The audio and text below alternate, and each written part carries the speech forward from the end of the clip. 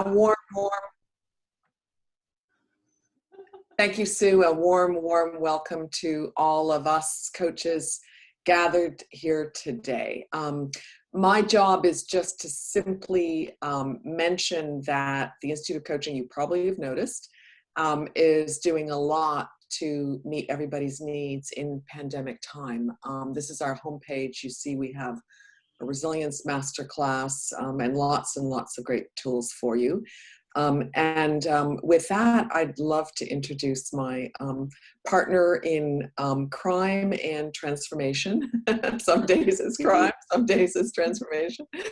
Carol Kaufman.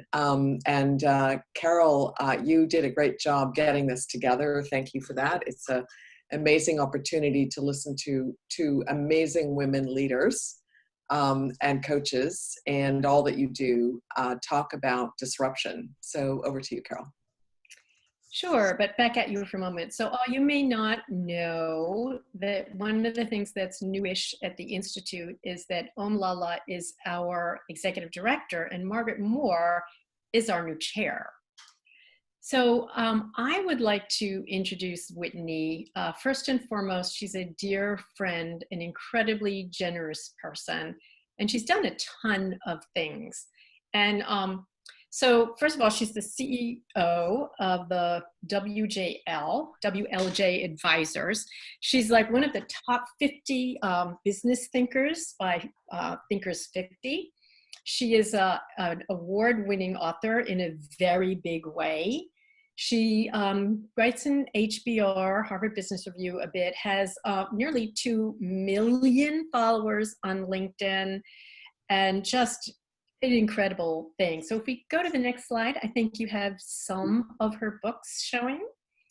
That's us. Okay, so, and she'll be talking, we're gonna start out with Whitney talking a little bit about her famous S-curve. And then she and I will be just talking with each other on what the S-curve and disrupting yourself is about. Today, we won't be talking a lot about building an A-team, but I really suggest you look at that book because it really talks about all our growth curves, all growing together, and how that can help an organization. So Whitney, would you like to start us out with sharing a bit about the S-curve? Absolutely. So I'm going to share my screen for just a few minutes to talk through this, see where we are. Okay. So the background is, and as Carol said, first of all, thank you, Carol, for that wonderful introduction. Margaret, congratulations on your promotion. I think it's a promotion to chairman. It's always fun to be able to work with and collaborate with you all, and including the Institute of Coaching. All right, so here what we're going to do is we're going to set the framework. I'm going to talk a little bit about my ideas, and then Carol had suggested, and I think it will be so much more fun for all of us if we move into more of a conversation. So let's start with this S-curve of learning framework. Everyone is on an S-curve, including you, and this S-curve of learning, you're on it, every client that you have on it, every organization is on this S-curve of learning. And let me just give you a little bit of what that means. This S-curve of learning helps you understand how you grow, how you develop. Whenever you start something new, you're at the bottom of that S, and growth is going to feel like it's slow because the exponential growth has not yet kicked in. So it feels and looks like a slog. And then you put in the effort and you get into the sweet spot. And this is the sort of exciting part of that S-curve. Then you get to the high end and things become very easy. And so you don't want to capitulate. And so you jump to the bottom of a new S-curve. Now, the background on all of this is in 1962, E.M. Rogers popularized this S-curve, and we're all very familiar with it right now because we're looking at what's going on with COVID, and we're saying, let's flatten that curve. But with innovations in general, you're trying to figure out how do you get up that S-curve as quickly as possible. And the big insight that I had as I was working with Clayton Christensen at Harvard Business School, and we were investing in disruption and trying to figure out how quickly an innovation would be adopted. This idea that growth is slow is the bottom, you move into hypergrowth, and then you reach saturation. Well, the insight that I had was that this this, not only could this theory of disruption that we were applying to products and services, this notion that a silly little thing like the telephone can take over the telegraph, it can take over the world, that this S-curve could help us also understand people, how we learn and how we grow. And so let me just go into a little bit more detail on that. One of the things that we know right now is, in general, we think, okay, I'm at the top of an S-curve. I need to think about jumping to the bottom of a new S-curve. I need to think about disrupting myself. In boom times, that's the question. Should I disrupt myself? Well, right now, what do we know? We all know that we've been at the top of an S-curve, a pre-COVID-19 S-curve, whatever that looks like in our job, in our life, etc. And now we haven't had to make the decision. We haven't gotten to make that decision. We've just been pushed off that S-curve, and we are at the bottom of a brand new S-curve. And so what does that mean for us? Well, whenever you're at the bottom of an S-curve, you're trying something new, a new job, a new role. Maybe you've just become a coach. Whatever that is, we know from S-curve math that growth will look very slow. It's going to feel like a slog. You may say things like, this seemed like the right idea at the time, but now that I'm here, I feel kind of discouraged. I feel kind of overwhelmed. I don't know exactly what to do with myself. I don't know how all the pieces fit together. And that's actually, I'm going to come back to the launch point in just a second after I kind of talk you through the rest of it. So that's the launch point of the S-curve. Then you get the sweet spot where you put in the effort, you start to move into that hyper growth. Whereas at the launch point, it seemed like it took a lot of time for a little to happen. Now in a little time, a lot happens. It's hard, but not too hard. It's easy, but not too easy. And you feel like you're exactly where you're supposed to be. And this is very exhilarating. So at the launch point, it was kind of overwhelming. Now you're just exhilarated. And then you get to the top of that S-curve, and now you're actually pretty good at what you're doing. You've really more than hit your groove, and you knew it was the right role. You knew it was the right opportunity, but now there's a sense of it's gotten kind of easy, and you're no longer enjoying the feel-good effects of learning, and so you can start to get bored. And there's a piece of you that says, well, do I stay here? Because it's kind of comfortable, I'm on this plateau, but you also know that if you're bored, you could start to get complacent and in fact precipitate your own demise. And so you're saying to yourself, I now know what growth looks like. I can diagram my growth. I know that I'm either in the launch point, the sweet spot, or the high end.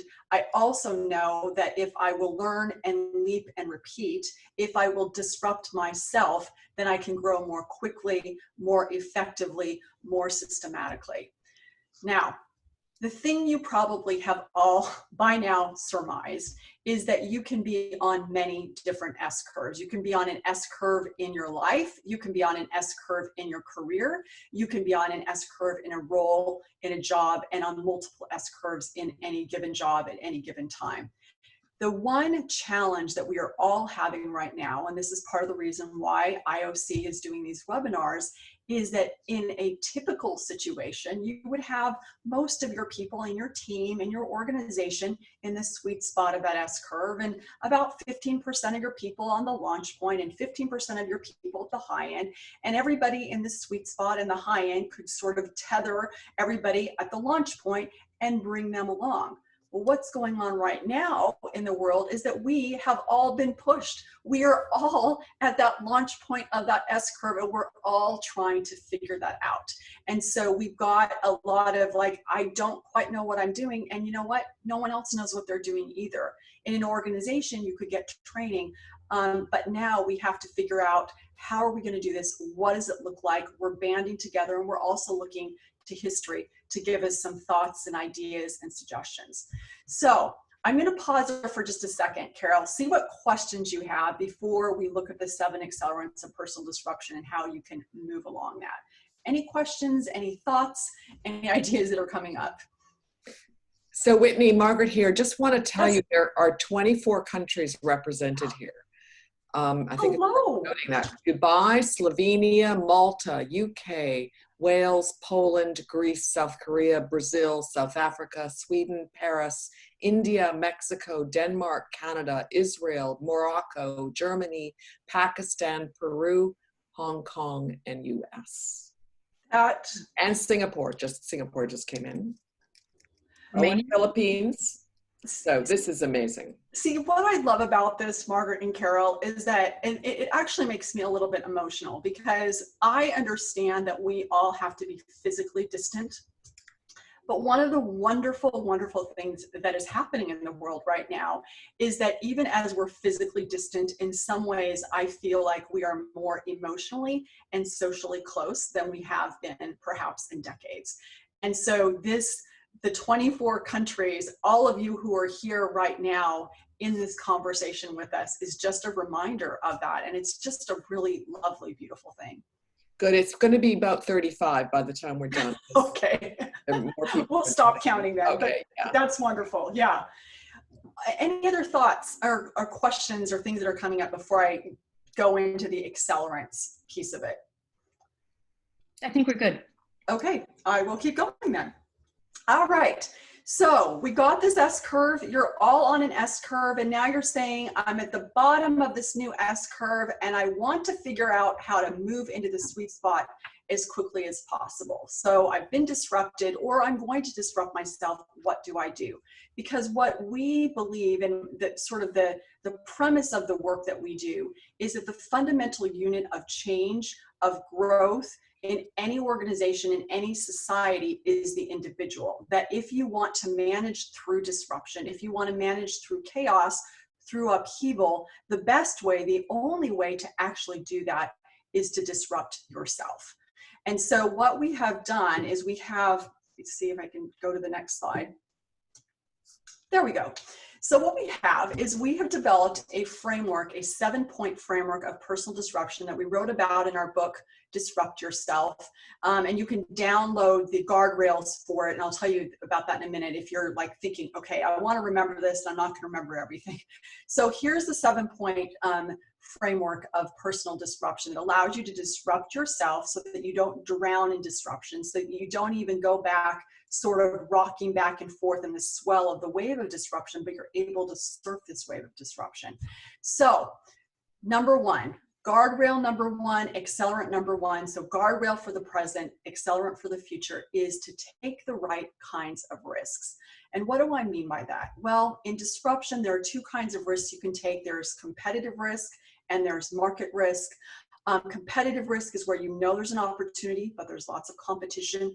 Market risk is you don't know if there's an opportunity, but if there is no competition. We think about that in the context of companies. We think about that in the context of jobs. What I want you to think about right now is in the context of you as an individual. Right now in your brain, there is a competitive risk going on, and that is fear trying to hijack your brain. That's disorganization, disorder, trying to hijack your brain and to compete for that shelf space. The right kind of risk, we know from historically from disruption theory, you're more successful when you take on market risk, is to think about what you're going to create with this time, what you're going to create with yourself, what you're going to create with your business. And so you think about, I'm going to create rather than compete. Amateurs compete, professionals create. And when you're able and willing to take those right risks to play where no one else is playing, you are going to be able to more successfully move through this period of change and upheaval, whether it's what's going on in your head, because it always starts with what's going on in your mind, but then think about it more tactically with your career, with your work, with your business. Second accelerant is to take the right kinds, or I just said take the right kinds of risks. Play to your distinctive strengths. And your distinctive strengths are those things that you do that no one else does, like the koala. That cuddly little animal sleeps 20 hours a day. How does it even survive? Well, it survives because it eats something no one else eats. Eucalyptus leaves, which are poisonous. So it's now got this strength, it can eat eucalyptus leaves. It's also distinctive. one of the things that's fascinating about right now when it comes to strengths is that we don't tend to value our strengths. They're reflexive. They're things that we do easily. So like if someone gives you a compliment, says, you're really good at that thing, you're like, oh, no, that's not valuable. Everybody knows how to do that. Well, it is valuable. You're really good at it. And so take those compliments, write them down. And because we're in a period of stress, you're actually more likely to use your strengths more than usual. Once you're aware of them, make note of them, write them down, and then when you feel strong, when you're willing to play to your strengths, you're willing to play where no one else is playing. So now you're in this place where you're disrupting yourself, and then you can disrupt the future. I'll go through the rest of them pretty quickly. Number 3 is to embrace your constraints. Right now, there's a lot that you don't have enough of. None of us have enough of something. It might even be time. We think that we have more time, but a lot of us don't have more time. But it's going to be more money, more expertise, more buy-in for what we want to do.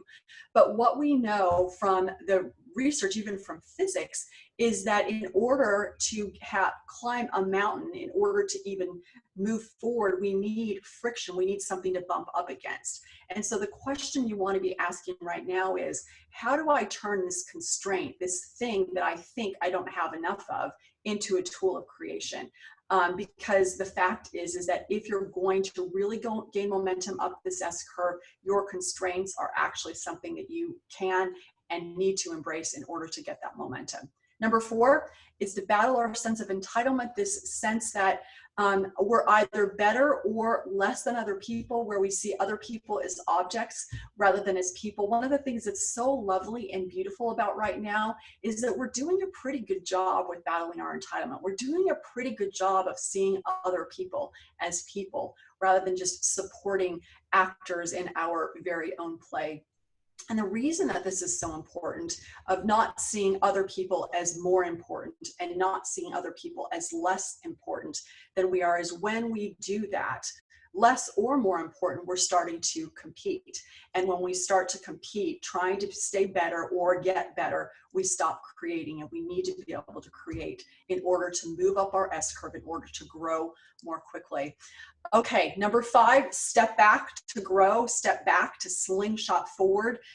Lots of steps back that we're taking right now. In the theory of disruption, you've got this graph paper in front of you. What it means is that you're moving along this y-axis of success, and maybe you're at a 12 right now. And when you disrupt yourself, you say, I'm at a 12, but my life, my career is sort of over 1, up 1, over 1, up 1. But I'm going to disrupt myself, and I'm going to move down to 8, because I believe that by doing that, by doing something different, by parting with some status, parting with whatever it is that I'm currently doing, my trajectory will be over 1, up 3, or over 1, up 5. So this idea of you step back to slingshot forward, you bring a fist back to punch, you crouch before you jump. When you take a step back, whether it's to reflect on what's happening, to journal more frequently, whether you're taking a step back more literally in your career, whether you're taking a step back 1 day a week to not work, to reflect, to unplug, those steps back can turn into a slingshot. Number 6 is to give failure its due. Right now, when we're all at the launch point of that S-curve, we are all going to make a lot of mistakes. We are. It's messy right now for all of us. And the thing that's interesting, though, is that we all make mistakes all the time. And most of the time, we're okay. Like, every day let's say we make 100 mistakes, and 95 of them, okay, course correct, keep moving. But there are some mistakes that we have that are attached to our identity, and we allow ourselves to feel shame around those. And what I want to say to you around this is that if you are feeling shame, then it becomes that mistake a referendum on you, and it's shame that limits your ability to disrupt, not failure. And so this is a time when you're getting triggered, when you're feeling shame around those mistakes, that there's something here there's an opportunity, because wherever those trigger points are, there's this rawness, there's this vulnerability. And that means there's some kind of superpower, some strength that if we'll do that inner work around, whether as a coach or as a psychologist, so Carol, as we all know, has done both, that gives you this opportunity to really continue to disrupt yourself and recognize that, okay, I'm going to fail more. And if I can fail more, then I can move up my S curve faster.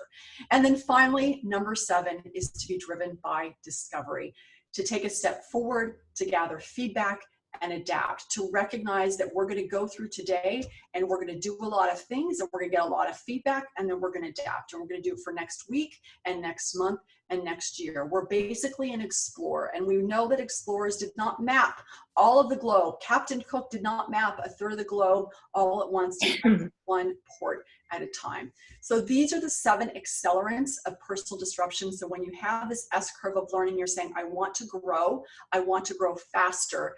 These accelerants will allow you to grow faster. They'll act as guardrails for right now while we're in the present, but then they'll also be accelerants for you as you move into the future. And again, if you, as an organization, as a society, want to disrupt, you need to disrupt yourself. If we want to be agents of disruption, we first become its subject. So I will stop there. That's sort of the content formal portion of it. And then I'm going to turn it over to Carol, and I'm going to stop sharing my screen. There we go. Hi, Margaret, do you want to let us know if there's been some questions? Thank you, yes. Before we switch. Just a little, well, so we are up to 38 countries. Send the list out. Fun. These teachers are angels lifting us out of the swamp. Thank you from the heart. Oh. This is such brilliant and empowering teaching. So those are some nice feedbacks. Can you not accelerate your learning by identifying what you know, what is your development, what you've experienced, to contribute to that adjustment? So that means resilience and presence and leveraging your development can actually help you. Yes. I will talk for a second, and then Carol, you might want to opine on this as well.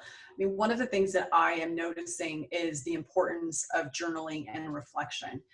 Because right now, in fact, I even did this morning, this week I'm having all this messiness at the launch point of the S curve and thinking, oh, how am I going to do this? And we'll talk about that more in a minute.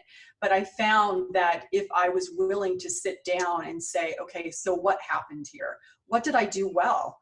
And make a note of it so my brain can tag that and I can do more of that. And then also what didn't work, what can I learn from that? That's allowing me to iterate more quickly, both in terms of emphasizing what I'm doing well, things that aren't working, I can course correct. In fact, even yesterday, I was having a conversation with Carol where I'd had a coaching conversation. I'm like, oh, I don't think that went very well.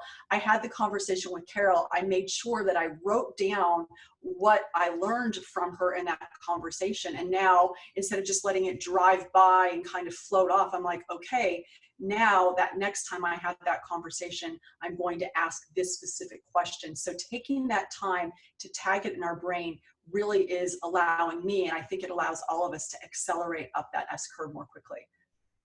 Carol, what do you think? Well, so some of you know that before I was a coach and a leadership coach primarily, that I was a specialist in trauma, in particular survivors of multiple extended traumas. And there's some lessons we took from the war, which is the concept of critical incident debriefing, which is a very specific kind of reflection. And this one special forces guy, Nate Allen, extremely cute guy, by the way. Nate Allen did a dissertation where he actually looked at critical incident debriefing under fire. And so he was there with the platoons as people were getting killed. And what he found was the groups that did this critical incident debriefing after an interaction with the enemy, they had fewer casualties. So that's kind of an extreme example. For us, it isn't quite so life and death, but it's very powerful. But the thing is, and Whitney, you did this with David Peterson in our conference a couple years ago, where David talks about literally 1 minute of reflection. You know, you go and then another minute. And so anyway, it's important and it doesn't have to take a long time. Yeah. Well, and you know what I love about what you just said is this idea of you do that critical incident debriefing, and then you have fewer casualties. And while you're saying it's not a life and death situation, I love that notion of casualties for us, sort of emotional casualties. I think you're fewer emotional casualties if you take that time to reflect, because instead of allowing it to somehow have your identity feel like it's been under attack, you're like, oh no, I learned this and there's this thing and I can make meaning of it. And so there's I don't know, I just think there's less flack or emotional casualty if you do it as well, from a metaphorical standpoint, but also I think actually literally. Yeah, there's one concept I learned back in my trauma days. I ran a trauma group for extraordinarily successful women who were also very serious trauma survivors. And I mean, really serious. And this one woman who I remember forever, her name, I was going to say was Vonda, it still is Vonda. And I remember she introduced me to the concept of, we know about panic attacks, we know about anxiety attacks, but what about shame attacks? And so if you think of it as a shame attack, then it becomes something you can look at rather than I'm humiliated, but like bring it in, oh, this is a shame attack. How can I look at it? How can I, in a way, disrupt the shame attack? Yes. So that it's, okay, this is this, it's not me. Mm-hmm. Oh, that's good. Shame attack. Okay, everybody, write that one down. That is fantastic. Okay, so what are we going to do now, Carol? Margaret, we have another question, because then where we're going to go is, Whitney and I want to just talk about our own experiences during COVID, with the idea that it will really help others kind of process, think it through, think of questions for their leaders. But before we jump into that, is there another question there, Margaret, that would be good for us? Yes, there's tremendous affirmations, and I won't take more time. We'll make sure we share the chat, because there's a lot of great stuff here. Somebody knows Nate Allen, Carol. I love the review. There are people up at 1 a.m. in Australia saying it's well worth staying up late for. I think this question might be relevant to a few people. How can you help someone who's really stuck in the bottom cog for years? And people today may even be feeling that, like, this is, I'm kind of stuck down here. Yeah, so I'm going to start, and then I'm going to let Carol pick this up. I mean, so really what you're saying is that they've been stuck for a while, and they don't maybe even know that they're stuck. I mean, it's complicated because we don't actually know what is happening. And in some ways, you could almost argue that they're stuck at the top of that S curve, and they're not willing to jump. They're not willing to disrupt themselves, and they're just staying there, and that status quo is there. And what I have found when that happens is that they're afraid of something. We don't know what they're afraid of, but they're saying it's too scary for me to jump. It's just too scary. And so I'm not going to jump, and I'm going to stay here hanging, but then eventually you're going to get pushed. And I think one of the gifts of right now is that we've all been pushed, even for people who were afraid to jump. The thing is that if they don't want to change, they're not going to change. And so how do we gently encourage them, perhaps point out that maybe you're not doing something different because you're afraid. And so what are you potentially afraid of? And if you know what you're afraid of, it might make a difference. And we know from loss aversion theory that we're 2 times more motivated by what we lose than by what we gain. And so sometimes I think what I suggest for myself and for others is to look at what you'll lose if you stay where you are. Like, you raise the stakes around staying where you are. What are you going to lose if you don't do anything? Instead of focusing on what you'll gain, we'll be like, well, if you do this, and then this will happen, and this will happen. If you're in some kind of funk, that doesn't help. But if you can say, here are all the things that you're going to lose if you don't do something different, sometimes that can help get people a little bit sort of stuck from where they are. So those are my initial thoughts. Carol, what do you think? Okay. I think about 3 hours worth of things. You guys had all day, like we're ending at 45 minutes. Like it's a big question. We're not getting off. Okay. Number one, sometimes when people are stuck and losing a battle, it's because they're fighting the wrong battle. And so you're not going to win if you're fighting the wrong battle. Quick story. I had a client once, and it was mandatory coaching as part of an organizational change thing. And we had like one shot, and someone comes in and he's like, well, good luck with me. I've had the same problem for 20 years. And I'm like, okay, what is it? He goes, we're not going to solve this today, but I have a terrible problem. I can't delegate. And I haven't been able to delegate for 20 ... So then I asked the very simple appreciative inquiry question, which was, so where do you delegate? And he said, well, I can delegate to this person and that person and this. I said, so what you're saying is of the 8 direct reports you have, you can delegate to 5 and you can't delegate to 3? And then he was like, oh, it's not that I can't delegate. It's I'm afraid to have the tough conversations. Once he got what the right battle was, he could start moving on it. So his misunderstanding of his challenge kept him, he never got up the S curve because he kept circling on the bottom because, I need to delegate, I need to delegate, I need to delegate. Wrong S curve. He wasn't going to go up it. Found the right S curve. He was up it. So that's one. Number 2, how do you help someone identify, think of this as a 2x2. What are their resources and their obstacles? So what inner resources can they develop? What outer resources can they develop? What inner obstacles do they need to look at? What outer obstacles do they need to look at? And how can they address that? Another layer, where are they with, guys, Johari's window? So what is it like? Forget them all, but one of them is what you know, what others know, some of what other knows, but one of them is what you don't know. So is this someone's blind spot? And so do they need to look at that? And then, as Whitney sort of said, is like, do they actually want it? Like, do they want what they're stuck at, or do they, again, have they just wandered over to somebody else's S curve? They're socialized, I should want this, so I'm failing, as opposed to what do I actually want? Because if it's the right S curve, you're going to be able to go up. That's right. That's the wrong right. curve, you're not going to get anywhere. Yeah, and that's really interesting too, as you think about this idea of you asked at the very beginning, are you fighting the right battle? And what's fascinating about that comment about fighting the right battle, and then also the person of like, what is it you want to do?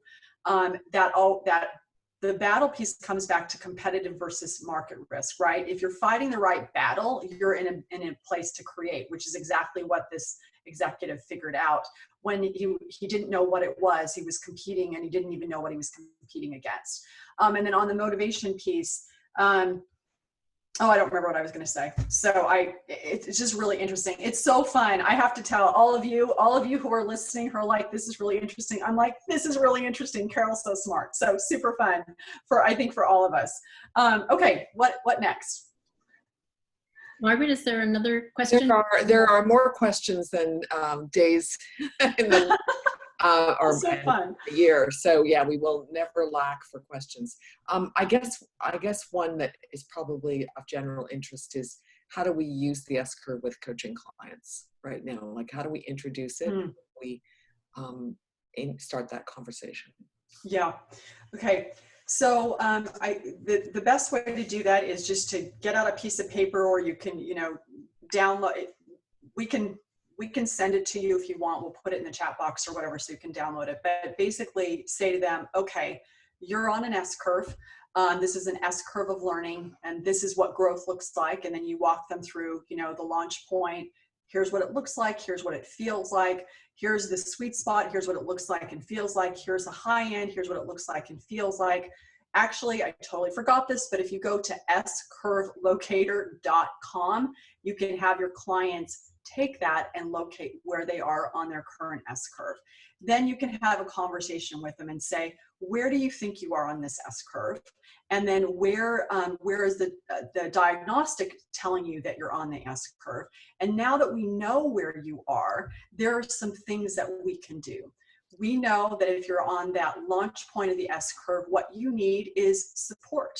You need support in the sense of you need to have tightly scoped assignments and deliverables. And I'm not just saying from your manager, for yourself.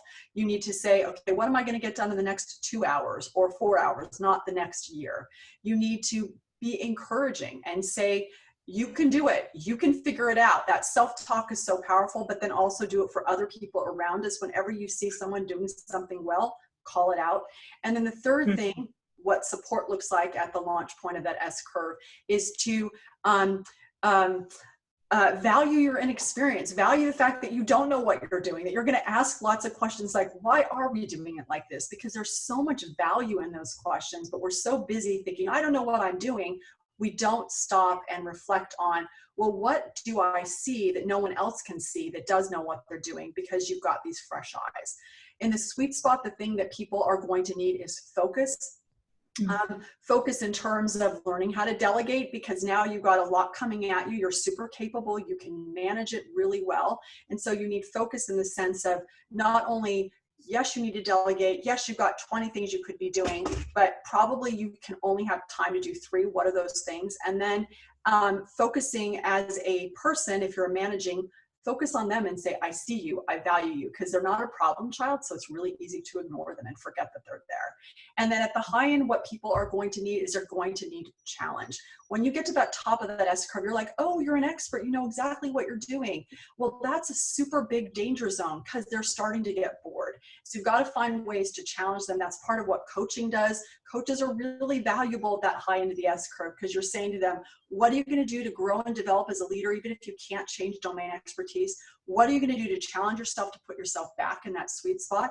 And possibly, what are you going to do to jump to a brand new S-curve so that you continue to be challenged? And when you're able to do that support, that focus, that challenge, then people, regardless of where they are on that S-curve, are able to build momentum. So that's a starting point, is where are you? Take that S-curve locator. Where do you think you are? Let's have a conversation. And then depending on where you are, you're going to need that support, the focus, and the challenge. So that's a starting point in your coaching. Well, I think that's so wonderful. So I'd like to say 2 things. Remind people that the website is scurve.com. Oh, scurvelocator.com. I can put it in. S-curve, yes, someone has. The other thing I would love, so you see how great Whitney is. She is also doing a LinkedIn Live twice a week. So if you guys would want to double or triple click on a lot of this.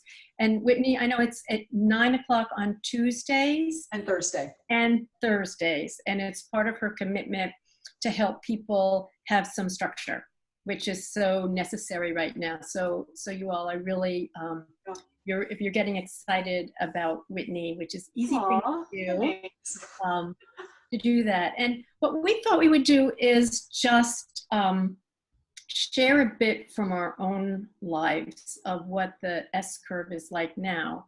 And so I have some questions for Whitney, and she's then going to ask the question back of me. Except if you want me to ask first, in which case you can say pass, go first, Carol. Yeah, okay. But, and actually I was telling Margaret about this yesterday, and Margaret's just like so freaking smart. She's like, oh, what you actually did with Whitney is you kind of showed a model of how you might process COVID with a leader. I'm like, huh, who knew?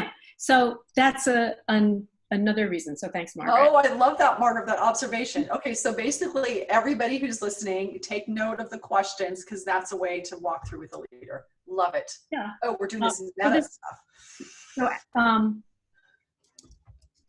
actually, I probably wouldn't start with this question in leadership coaching, but I'm going to start with it for us. So probably where I'd start is, what have you done well, ... But my first question for today because I thought this would be interesting for you all. So that's some, so Whitney, when you think about this experience, what has been like the hardest moment or time for you in the whole COVID crisis? What's been the hardest? Yeah, it's such a great question, and one of the things that you and I talked about beforehand is to make sure that we're like doing real talk and not doing pretend fluffy talk. So I'm going to do real talk. So I think one of the first things that when this all really hit is I wasn't worried about my physical health because I had been traveling, but I hadn't been traveling in any hot spots. So that wasn't something that I immediately was concerned about. But the very first thing I thought of was, will we lose our house? We had just, moved into a new house about a year ago that we loved. And I'd had this feeling of, there's this wonderful scripture in Genesis in the Bible of, go forth and dress this garden, and had this view of we're going to dress this garden. And that immediate thought was, could we lose our house? It was incredibly irrational because when we started to go through all the numbers for our business and all of that, it's like, no, we're not going to lose our house. But I had that thought. And I later, again, reflection, realized, oh, this is interesting that I thought this. And it also tells me something that very much matters to me. My home, our hearth, that this is a safe place for us. And I very much love it and value it. I think that, so that's like that was the first thing that was really hard for me. But then, so that was an irrational brain. Then I get a little bit more rational. I'm like, okay, no, we're fine. Again, I'm a small business owner, so I don't have anybody else paying my paycheck. I'm not going to lose my job, but what will happen financially? So we had to really go through and say, okay, we've been fiscally responsible. We're fine there. And then I had I remember Alan Mulally saying after 2001, he didn't say it then, but he said it, it's showtime. And I had this feeling of, okay, Whitney, you have been talking about disruption, how it's important to disrupt yourself. That is what you talk about. And I remember my mother saying to me about 15 years ago, she said she had been in the personal development space. And she said, Whitney, if you're going to do this, right? I had been a stock analyst. She said, if you're going to do this, you have to walk your talk, because there are a lot of people in this business that don't walk their talk. And so I realized the hardest thing for me has been on sort of after we got through that acute crisis, has been on a day-to-day basis to make sure that I am talking about disruption, to make sure that I am showing up and I am disrupting myself and I am doing what I can to grow and improve, and then I'm talking about it and I'm being honest about it, because if I am asking you to disrupt yourself and I'm not, then I'm a hypocrite, and I don't want to be a hypocrite. I want to be a person of my word. So that's been the hardest part, because it's kind of that unrelenting piece, which goes to Carol, something that I think you're going to talk about, sort of the 3 stages of what's happening. We're kind of in that middle phase of it. And I think that's where I am right now. So that's the hardest part for me. What about you? Yeah. So Claire Miller just talked about something about how this whole thing brings us down to the bottom of Maslow's need hierarchy, in terms of getting really activated possibly by survival needs. So you ended with sort of talking about walking the talk. And for me, that's what it is too, but in an extremely different way. Oh.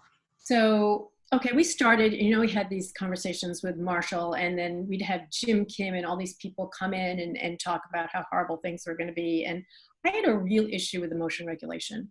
I got just very activated, very anxious, and it was very hard to pull myself back down.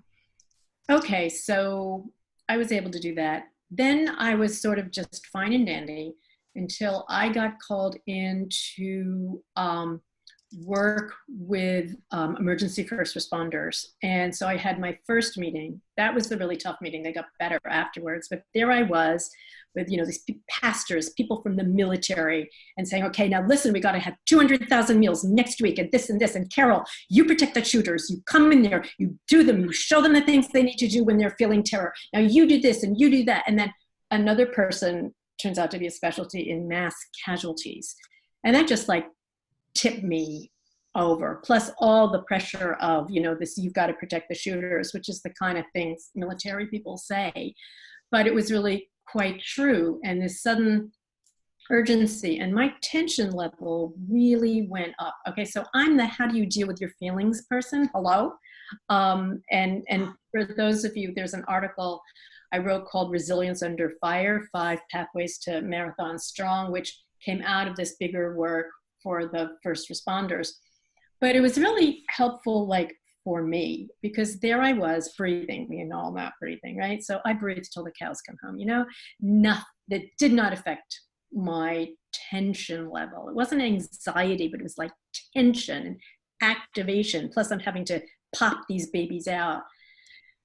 And so then like nutrition. So I had, basically, sort of trying eating right, et cetera, like nothing, so there I am filled with this tension and activation. Then I tried exercise, and that kind of got it down 5%. And that's when that part hit me, is we think of being in fear or not being in fear, as opposed to how do I reduce my fear level 5%, and then another 5%, and then another 5%. And then how do I pace myself? And then how do I put my fear in the passenger seat of the car rather than on my lap grabbing the steering wheel?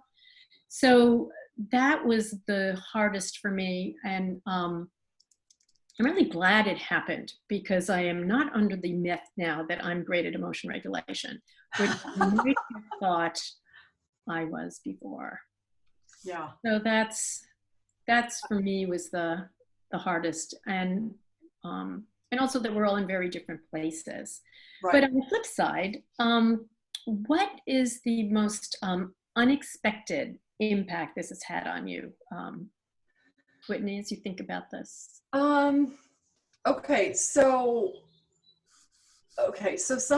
one unexpected impact, this still goes to kind of the challenges piece. And then I'd love to share what you asked me a question earlier, and I'd love to discuss this as well, is like what's prepared us to move through this. But I think one thing is that I like to make lists.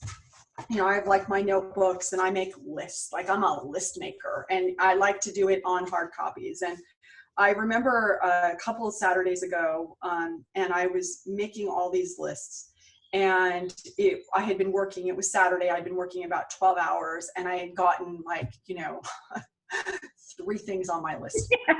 And I was sort of devastated. And I realized that in that moment, I thought, and I had been laboring under the illusion, and we all do, that if I could just check everything off my list, I would be in control. And we're never in control, but usually we can believe that we are. And so that was one thing that was a big impact for me. It's just like, no, really, you're not in control. And what am I going to do with that? And giving up that a little bit. On the sort of more positive side, I would say I've realized, I'm quarantined. I live in rural Virginia.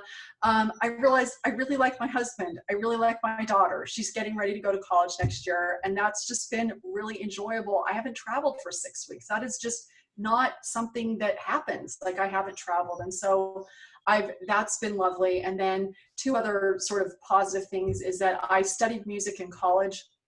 And we fortunately bought a piano about 3 or 4 months ago, and we hadn't had a piano for a while. And I've been playing the piano every day, and I'm listening to like transcriptions of Johan Kim. He's this wonderful prodigy in Korea, learning "Isn't She Lovely," which is my favorite song of all time, learning how to play that on the piano, or play the transcription. And that's just been a delight to be at home long enough to do that. And so those are sort of some unexpected impacts, both in terms of that S-curve of figuring out how to manage your things, but then some unexpected delights. And the S-curve with music for you. Yes, I'm back on it, because I was off of it for a long time. And so I'm back on, and it's it's one of my newsletter subscribers, C.A. Hurst, had been saying, you need to play piano, you need to play piano, because I had sort of some people have troubled relationships with their families. I have troubled relationship with music. He's like, you need to play it, you need to go back to it. That's what you studied. I'm like, yeah, someday. But I find that when I just sit down and I just play and I'm not trying to accomplish anything, I'm only doing it to enjoy it, it really is a joyful experience. That's interesting.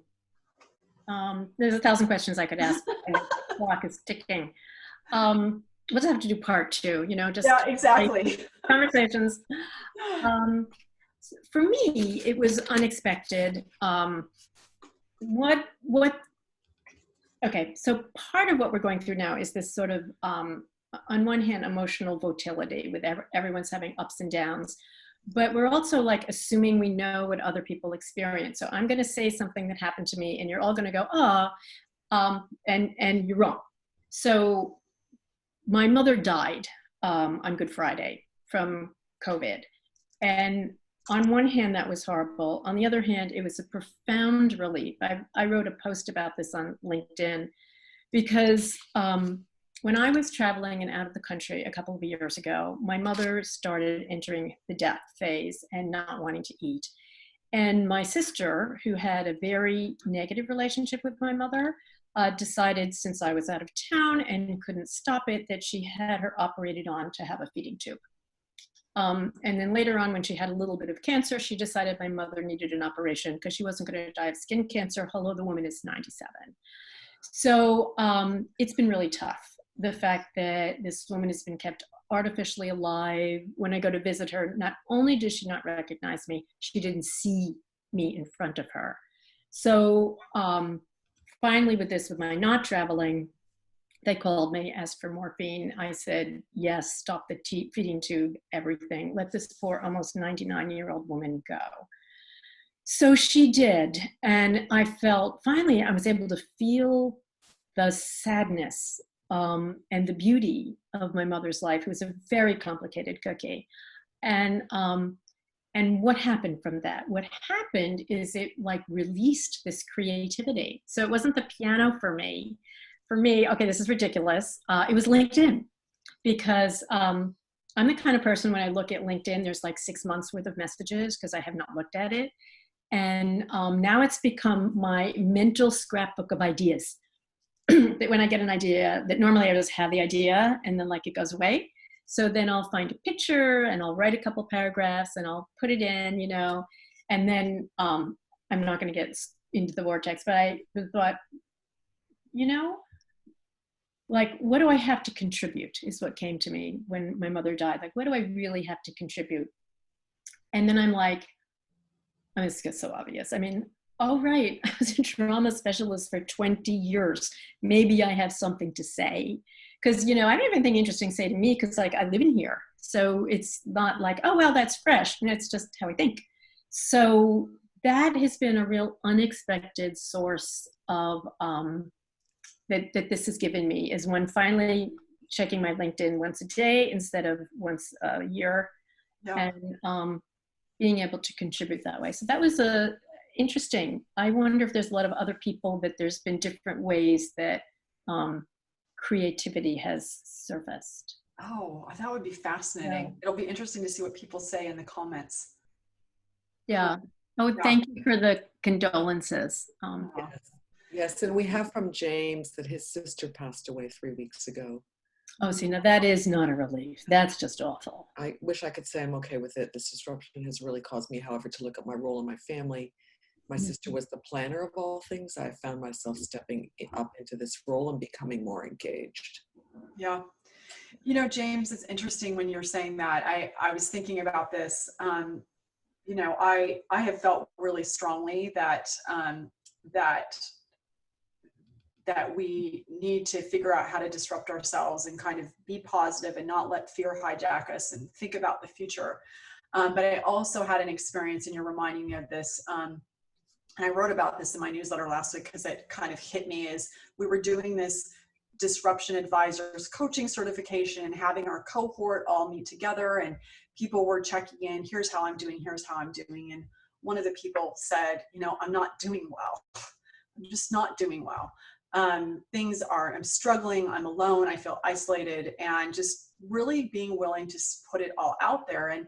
And when he said that, we all stopped and we supported him. And then I remembered, and something, Carol, I think this might be a good time for us to talk about the trauma, is I remember hearing several years ago that, one of the most important ways or best ways for people to heal when they've suffered a loss or trauma is through having someone bear witness to their loss and to hear their story, to talk about their story. And so one of the things that he reminded me when we had this conversation is, yes, we need to be positive and not get hijacked by the fear. And yes, we need to think about what we're going to create for the future. And yes, in the moment, we need to be willing to honor the loss that we're feeling. And everybody's feeling loss in a different way. But thank you for saying that and just being willing to say out loud that this has been hard, because I think we need to be willing and able to hold all three of those together. And it's hard, but I think we're all trying really hard to do it well. Mm-hmm. So Whitney, would you like me to go to trauma rather than? I would. Let's do it now. Let's do it now. Yeah.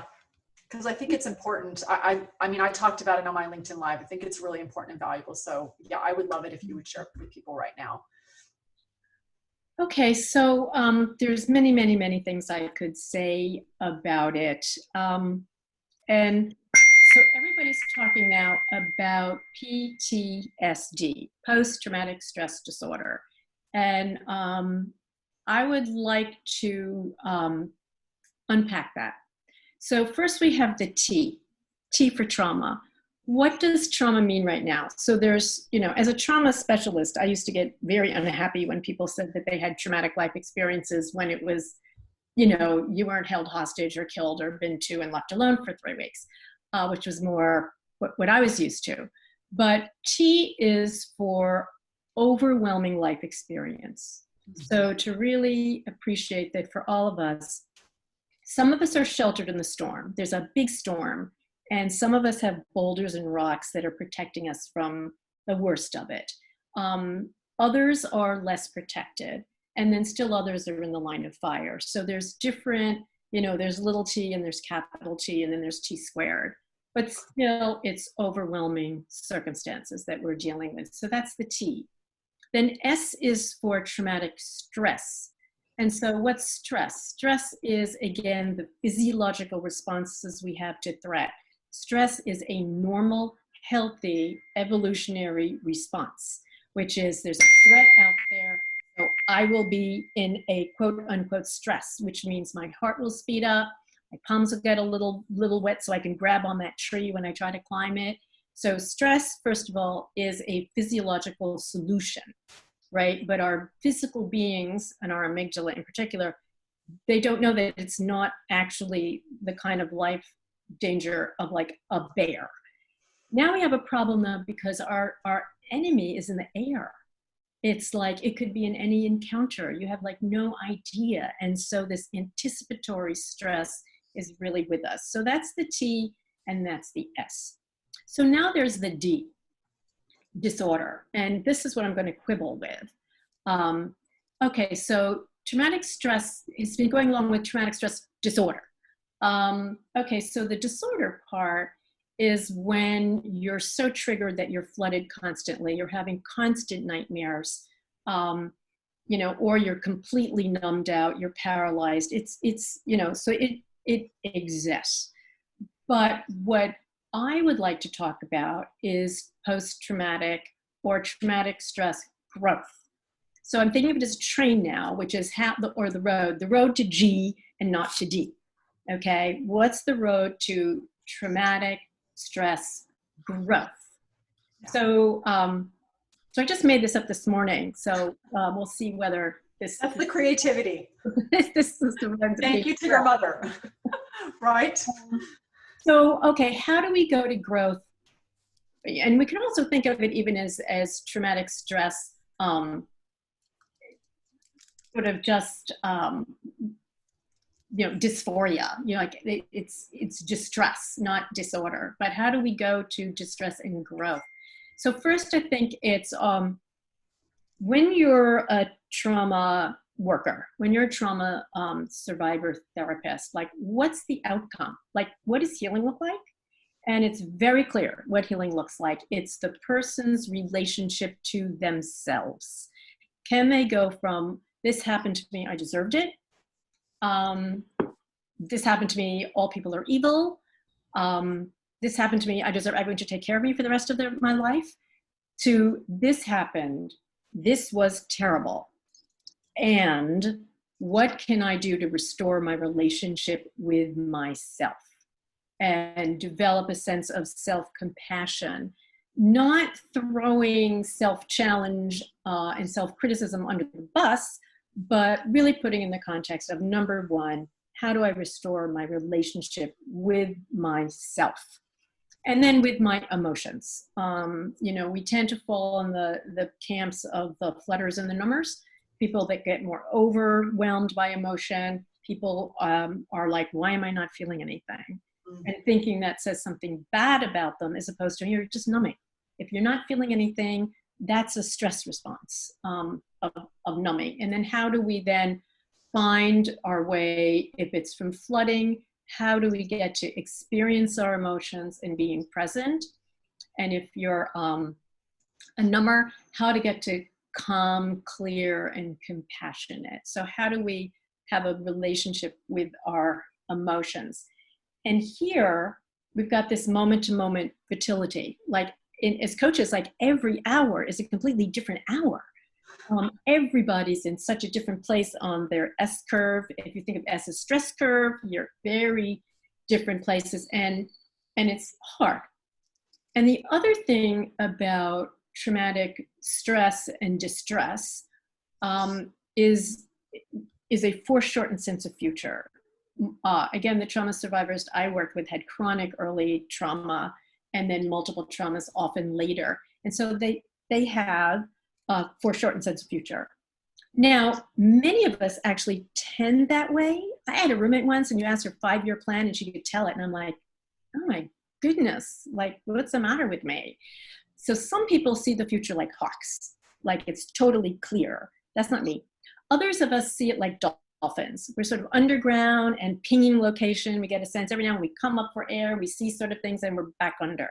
So that's just a variation. But trauma can sort of bring that out. So relation to yourself, your emotions, etc. Then relationship to others, just noticing, are you isolating or are you hypersocial? I actually started ghosting people, and I feel really bad about that. But I had really close friends, and Terry, I saw you, and you're one of them, sorry. And you're not alone. People that I love would like call me up to Zoom, and I just wouldn't respond. I just ghosted. I couldn't. Like right now. So I've been better. So are you isolating? Are you hypersocial? Then where we get to the real recovery for ourselves, and the path to G is through meaning, getting a sense of meaning in what we're doing. So first for ourselves, what can I be learning from this? In moment to moment, how can I be learning about making different choices? How can I be learning, like, what do I and others need? How can I take the dots of my experience and put them into like a painting? So that's sort of meaning for me. And then reading. So how do I take all of this, my relationship to myself, my emotions, other people, sense of meaning, and then how do I want to lead? And so for me, starting this year, I didn't want to have a New Year's resolution of doing, but I wanted a New Year's resolution of being. I figured that out after the fact, by the way. But I asked myself the question, so who do I want to be this year? And it's like, no, who do I want to be right now? Like right now. So I started out asking myself, who do I want to be right now? About 80 times a day. And it really changed me. So now it might be able to change me in big ways. There, it also helped change me in cranky ways. Somebody gave me directions, I get lost, and I'm going to like cranky, especially because I'm like dragging, 80 pounds of luggage with me. And it's like, oh, who do I want to be right now? So with this, somebody calls you up and you've had 5 calls and you're drained and you're like, I just want to, who do I want to be like right now? So that's my trauma tutorial. That's so good. I love that question too. Who do I want to be right now? And then you're like, right now. That's really good. Yeah. It's been It's very really good for me. Yeah. And so yeah, Mindy just said, is this recorded and will we have access? It is definitely recorded, Mindy. It's awesome, right? Jim says the time is now. We'll have it on our website. And yeah. So if you want to link to it on your website. Yeah. And wherever, because you've got 2 million people who follow you, and I can see why, frankly. Oh, you're so sweet. So I don't know if you want to do this, but I would love to. I know we've got to wrap up. Are you okay if we wrap up with what in your life has best prepared you? Because I think that to get through right now, because for me that's kind of making meaning of prior experiences that we've had that help us manage through today. And then that will also, I think, allow all of us who are listening, and as we go to that wonderful question that our friend Michael Bungay Stanier likes to ask, and maybe you do too, is what was most useful for you? It allows everybody to kind of wrap on that. So what is useful for me in this conversation that we're having? So shall I go first and then you can go? Okay. So what's best prepared me to get through right now? So a couple of things. Number one is that I had a mentor. His name is Clayton Christensen. He was at Harvard Business School and he passed away in January. And one of the things that he did really well was that he brought his secular life to church, and he brought his, to his spiritual life, and he brought his spiritual life to his secular life. He didn't compartmentalize. He did both. And one of the things and I'm using that as a preface to say that one of the things that has certainly prepared me to be able to move through right now is my faith in God and my belief that there is a plan, that God does love us, and that in the end, everything will be okay. And I think that I take great comfort in that. And so in the spirit of being real, I felt like it was important to share that is a piece of me that I do, that anchors me and how I'm able to move through this.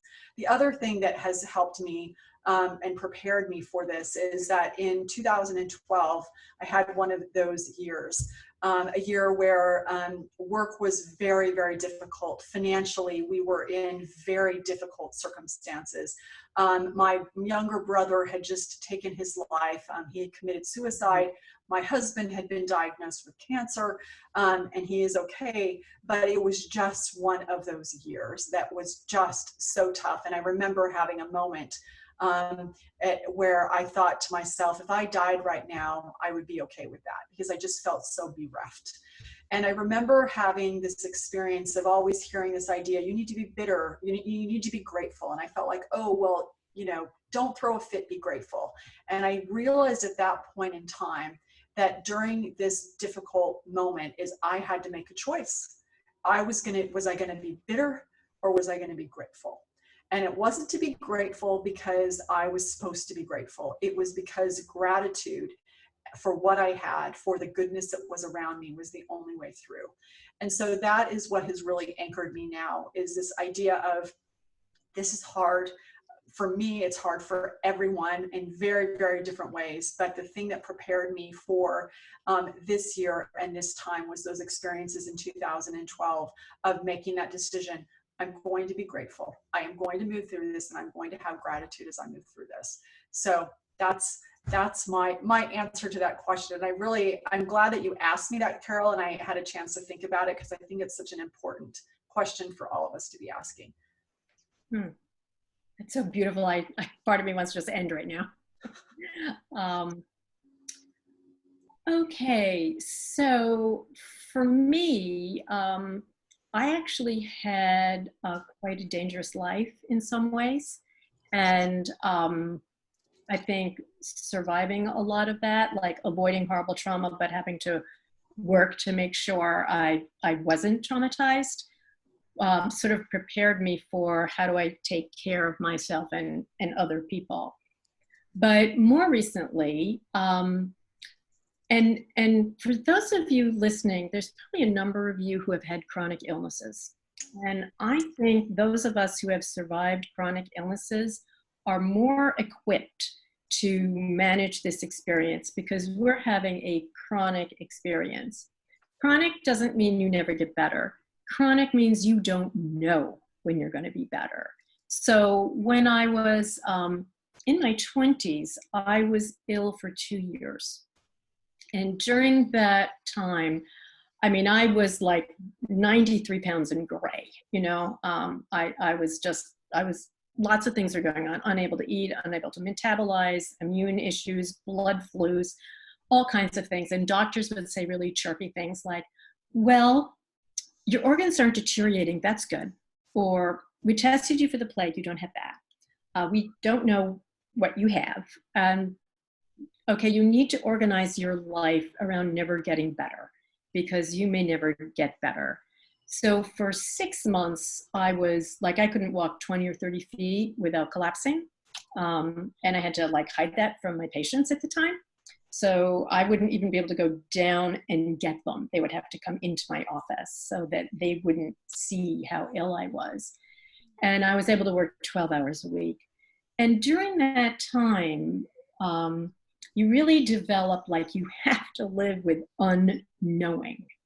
And you have to build that muscle of unknowing, not knowing when you're going to get better, not knowing if you're going to get better, not knowing if you're going to have a life and a career.